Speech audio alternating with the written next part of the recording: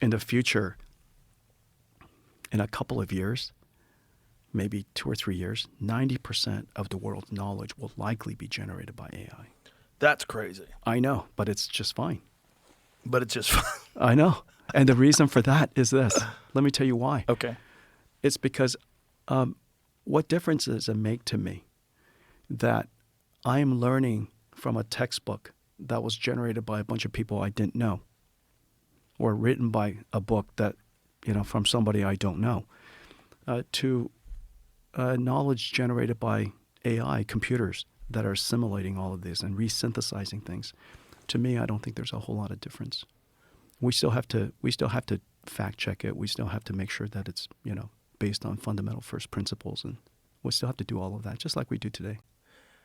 One of the things that Elon said that makes me happy is he believes that we're going to get to a point where it's not necessary for people to work, and not meaning that you're going to have no purpose in life, but you will have, in his words, universal high income, because so much revenue is generated by AI that it will take away this need for people to do things that they don't really enjoy doing just for money.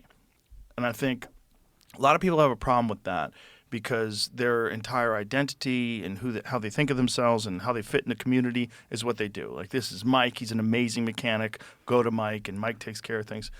But there's going to come a point in time where AI is going to be able to do all those things much better than people do. And people will just be able to receive money. But then what does Mike do? And Mike is, really loves being the best mechanic around. What does the guy who,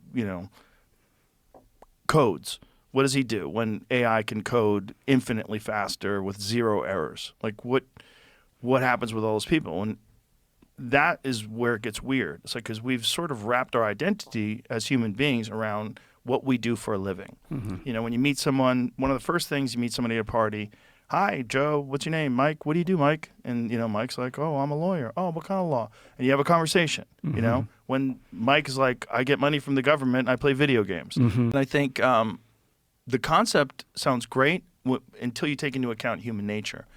And human nature is that we like to have puzzles to solve and things to do, and an identity that's wrapped around our idea that we're very good at this thing that we do for a living.